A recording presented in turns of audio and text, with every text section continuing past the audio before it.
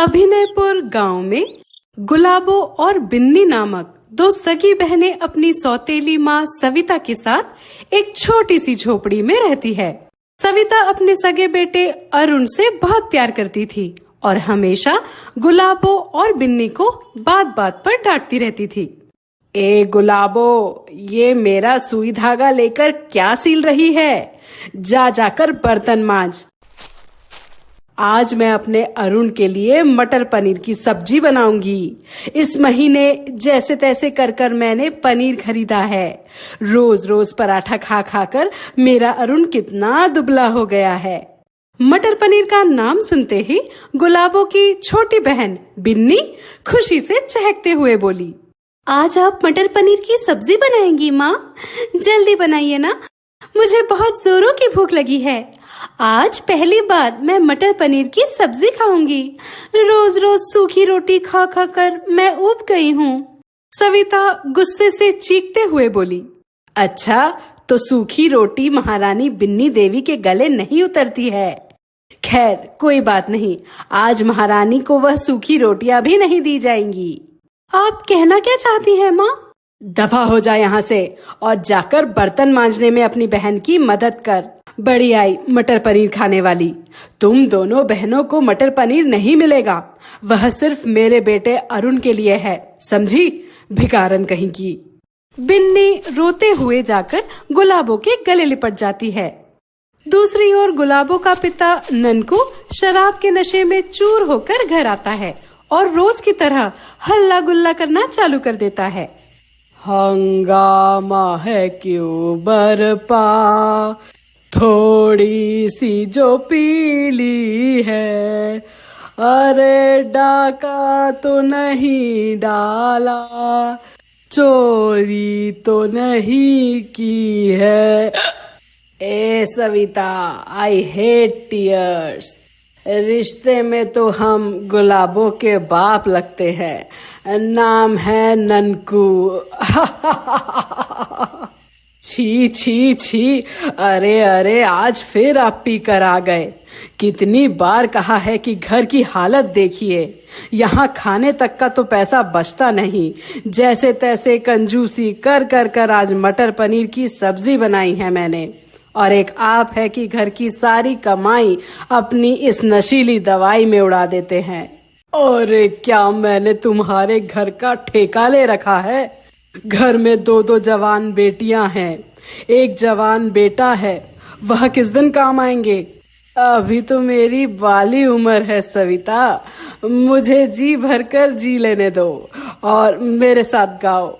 जीने के है 4 दिन, बाकी है बेकार दिन। यह बोल ननकू जमीन पर धड़ाम से गिर जाता है। अगले दिन होश आने पर वह देखता है कि उसका गल्ला बिल्कुल खाली है और उसमें एक फूटी कौड़ी तक नहीं है। सविता, इसमें मैंने आज के दारू के लिए पैसे रखे थे, वह कहाँ गए? पनीर खरीदने के लिए 65 रुपए कम पड़ रहे थे जी, इसलिए मैंने आपके गल्ले में से 65 रुपए निकाल लिए। ये सुनते ही ननकू गुस्से से आग बबूला हो जाता है और सविता का बाल पकड़कर बोलता है, तेरी हिम्मत कैसे हुई मेरे पैसे को हाथ लगाने की? अब मैं आज दारू कैसे पीऊंगा? बता, नहीं तो तेरी खैर नहीं। अरे अरे, आप इसमें इतना गुस्सा क्यों करते हैं जी? हमारे घर में दो दो जवान बेटियां हैं ना, वह किस दिन काम आएंगी? एक काम करते हैं, हम उन दोनों को बाहर पैसे कमाने भेज देते हैं, फिर हम दोनों घर में बैठकर आराम फरमाएंगे। क्या कहते हैं? ये की ना बुद्धिमानों वाली बात। जब हमारे तीनों बच्चे कमाने लगेंगे तो मुझे पैसों की कोई कमी नहीं रहेगी, फिर तो मैं देशी की जगह विदेशी दारू पीऊंगा। तीनों नहीं जी, 2 बच्चे कहिए। मैं अपने फूल से अरुण को इस बेदर्द दुनिया में नहीं झोंकने वाली। हाँ, अभी तो उसकी कॉलेज की पढ़ाई भी पूरी नहीं हुई है। अपनी माँ के दिए हुए गहने बेचकर मैंने गांव के सबसे बड़े कॉलेज में उसका दाखिला कराया है। उसे थोड़ा जवानी का मजा तो ले लेने दीजिए।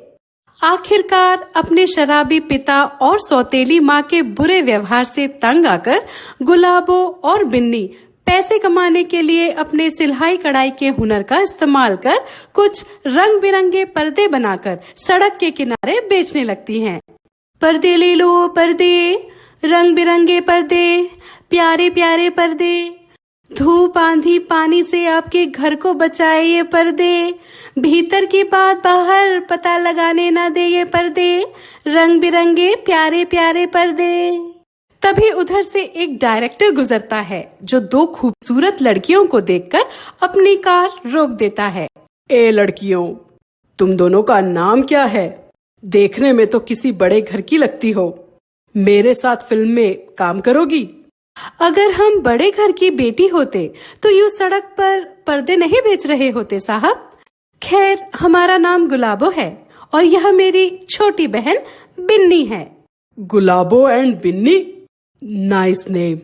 वैसे अभी मेरी स्क्रिप्ट तो तैयार नहीं हुई है, लेकिन मैंने तुम दोनों को देख लिया है।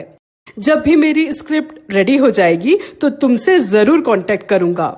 गुलाबो एंड बिन्नी, नाइस नेम।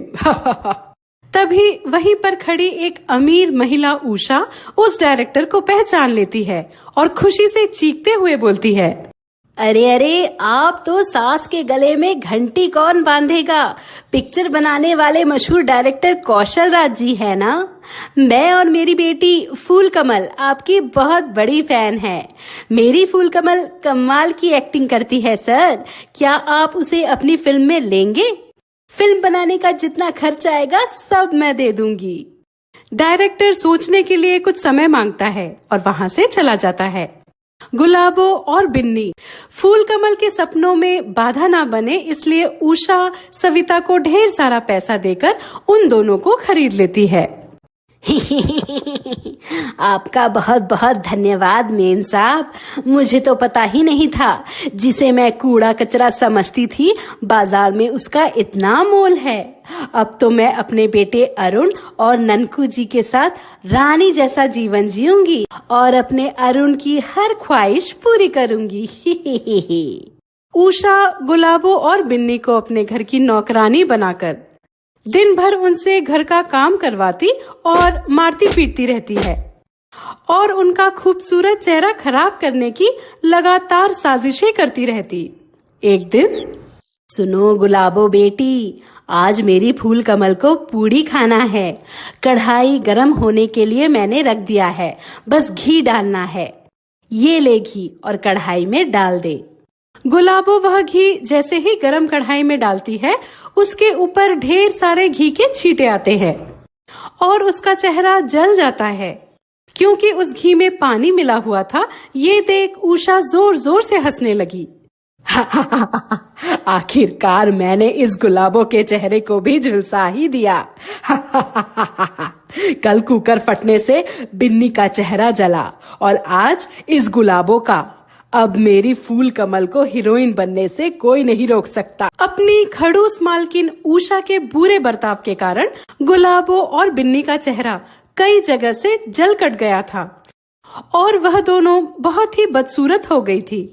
एक रात वह इस गुलामी से बचने के लिए चुपचाप घर से भाग जाती है और एक मंदिर में जाकर रहने लगती है। हे भगवान, तुम्हारे दुनिया के लोग बहुत हैवान हो गए हैं। एक तुम्हारा ही सहारा है। उम्मीद है तुम भी मुझे धोखा नहीं दोगे ना। धीरे धीरे गुलाबो और बिन्नी के कपड़े फटने लगते हैं, लेकिन पैसे ना होने के कारण वह नए कपड़े नहीं खरीद सकती थी। देखिए दीदी, हम दोनों के कपड़े कितने फट गए हैं। इन फटे हुए कपड़ों में हमारा सारा शरीर झलकता है और लोग हमें गंदी नजरों से देखते हैं और भद्दी भद्दी बातें भी करते हैं। तभी गुलाबो को एक आइडिया आता है और वह मंदिर में चढ़ने वाले कलावे से सूट बनाती है। सूट बनने के बाद सारा मंदिर रोशनी से जगमग हो जाता है और वह देखती है कि उनका कलावे से बना सूट जादुई सोने चांदी के सूट में बदल गया है। अरे वाह दीदी, यह तो सोने चांदी का जादुई सूट है। ऐसा सूट तो बड़े बड़े ज्वेलर्स के पास भी नहीं होता होगा। उस सोने चांदी के सूट को पहनते ही गुलाबो और बिन्नी के चेहरे से सारे दाग धब्बे मिट जाते हैं और वह दोनों पहले जैसे ही खूबसूरत हो जाती हैं। तभी वहां पर वही डायरेक्टर आता है और भगवान से प्रार्थना करता है कि हे भगवान, कितने महीनों से मैं एक ब्लॉकबस्टर स्क्रिप्ट लिखने के लिए दुनिया भर में घूम रहा हूँ, लेकिन कोई अच्छी कहानी है कि मिलती ही नहीं। कृपा करो भगवान, कृपा करो और मेरी झोली में एक ब्लॉकबस्टर स्क्रिप्ट भर दो। तभी गुलाबो और बिन्नी उस डायरेक्टर को अपनी और जादुई सूट की कहानी सुनाती है, जिसे सुन डायरेक्टर बहुत खुश होता है और गुलाबो और बिन्नी को बतौर हीरोइन साइन कर लेता है। दो बहनों की जादुई सोने चांदी की सूट नामक फिल्म बनाता है, जो सुपर डुपर हिट होती है और गुलाबो और बिन्नी बहुत अमीर बन जाती हैं। एक बार जब गुलाबो और बिन्नी अपने कार में बैठ रास्ते से गुजर रही होती है, तभी उन्हें सिग्नल पर ननकू, सविता और उषा भीख मांगते हुए दिखते हैं।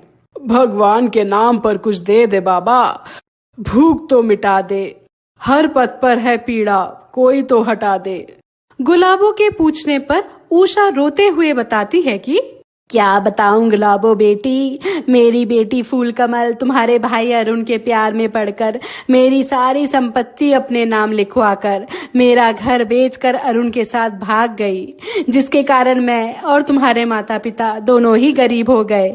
अपने जिन संतानों के लिए हमने तुम दोनों को कभी आगे बढ़ने नहीं दिया, उन्हीं ने हमें कहीं का नहीं छोड़ा। गुलाबो और बिन्नी यह सुनकर बहुत दुखी होती है और उषा, सविता और ननकू को अपने आलीशान घर में चलकर रहने को कहती है। वह पांचों हंसी खुशी एक साथ रहने लगते हैं। गुलाबो और बिन्नी को उनके हिस्से का प्यार अब जाकर नसीब हुआ था।